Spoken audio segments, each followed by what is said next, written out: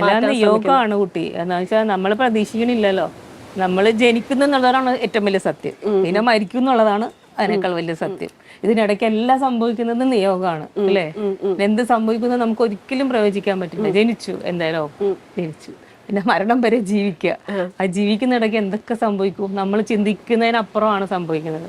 നമ്മൾ ഒരിക്കലും മനസ്സിൽ ചിന്തിക്കാത്ത കാര്യങ്ങളാണ് പലപ്പോഴും സംഭവിക്കുന്നത്. അപ്പൊ അതുകൊണ്ട് അങ്ങനെ സംഭവിക്കും. ഇങ്ങനെ നമ്മൾ ആലോചിക്കും, ദൈവമേ അങ്ങനെ സംഭവിച്ചു, ഇങ്ങനെ നടന്നിരുന്നേ എനിക്ക് അത് ചെയ്യാമായിരുന്നു എന്നൊക്കെ നമുക്ക് ആലോചിക്കാനേ പറ്റുള്ളൂ.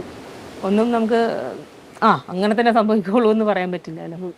ഇപ്പം ശരിക്കും പറഞ്ഞാൽ നമ്മൾ ഒരുപാട് ആഗ്രഹിച്ച് കണ്ടിരുന്ന ഒരു സിറ്റ്കോം കുറെ എന്തൊക്കെയോ ഇപ്പൊ മുടിയൻ മാറി, അതിനുശേഷം ചേച്ചി ഒരു വിഷയവുമായിട്ട് വരുന്നു. അപ്പൊ മലയാളികൾ ഒന്നടങ്കമാണ് അത് ഏറ്റെടുത്തത്. പക്ഷെ വീണ്ടും എന്തൊക്കെയോ സംഭവങ്ങൾ. അപ്പൊ അത് നമ്മൾ ഇത്രയും കാലം അത്രയും ആസ്വദിച്ച് ചെയ്തുകൊണ്ടിരുന്ന ഒരു കാര്യം, അത് ഇപ്പൊ ഇങ്ങനെ തെന്നി പോകുന്നത് കാണുമ്പോ ചേച്ചിക്ക് എന്താ തോന്നുന്നത്?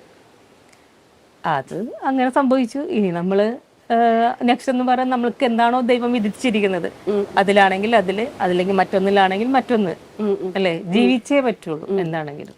ഇനി ആ ഒരു ടീം സംഭവിക്കില്ലേ ഇതുപോലെ ഒരുമിച്ച് വരാൻ സാധ്യതയുണ്ട്? അറിയില്ല, അതെനിക്ക് അറിയില്ല. ഞാൻ പറഞ്ഞല്ലോ, എല്ലാം നമ്മൾ ആഗ്രഹിക്കുന്ന പോലെ നമ്മൾ ചിന്തിക്കുന്ന പോലെ ഒന്നും സംഭവിക്കണമെന്നില്ല, നിർബന്ധമില്ല, ഇല്ലേ?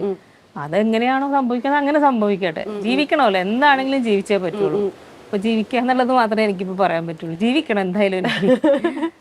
ഇപ്പൊ ഒരു വിവാദം വരുമ്പോ അതിൽ അഭിനയിച്ച സകല സ്ത്രീകളെയും തെരഞ്ഞു പിടിച്ച് സോഷ്യൽ മീഡിയ അറ്റാക്ക് ചെയ്യുന്നതൊക്കെ നിങ്ങളാണോ അല്ലെങ്കിൽ എല്ലാവരിലേക്കും ഒരു ദിവസം വന്നവരുടെ അടുത്ത് പോലും എന്താണത് ആ ഒരു വേറൊരു കണ്ണിലൂടെ സോഷ്യൽ മീഡിയ കാണുന്നു, എന്താണ് ശരിക്കും നടന്നതെന്ന് മനസ്സിലാക്കാതെ അവരെ പ്രതികരിക്കുന്നു. അപ്പോൾ സോഷ്യൽ മീഡിയയുടെ അടുത്ത് ചേച്ചിക്ക് എന്താ പറയാനുള്ളത്? അവർക്ക് ജീവിക്കാൻ വേണ്ടിയല്ലേ, അവരെന്തെങ്കിലുമൊക്കെ പറഞ്ഞിട്ട് പോട്ടെ. അവർക്കും ജീവിക്കണമല്ലോ, അവരുടെ ജോലിയാണല്ലോ അത്. പുതിയ വിഷയങ്ങളിൽ ഉണ്ടാക്കുക എന്നുള്ളതാണ് അവരുടെ ജോലി. അപ്പോൾ അവർക്ക് വ്യൂവേഴ്സ് ഉണ്ടായാലും മാത്രമേ അവരുടെ വീട്ടിൽ അന്നം മേടിക്കാൻ അല്ലേ പറ്റുള്ളൂ. അപ്പൊ അവരെയും കുറ്റം പറയാൻ പറ്റില്ല. പക്ഷെ ആരെയും കണ്ണീര് കുടിപ്പിക്കാണ്ട് നോക്കുക എന്നുള്ളതാണ്. നമുക്ക് ജീവിക്കാൻ വേണ്ടി മറ്റൊരാളെ കണ്ണീര് കുടിപ്പിക്കാണ്ട് നോക്കുക, അത്രേ ഉള്ളൂ. ശരിക്കും എല്ലാവർക്കും അതിന്റെ സത്യം എന്താന്നുള്ളത് എന്തായാലും സത്യം കാലം തെളിയിക്കും. അപ്പൊ അതുവരെ മിണ്ടാതിരിക്കുന്നതായിരിക്കും ഏറ്റവും നല്ലതെന്ന് തോന്നുന്നു.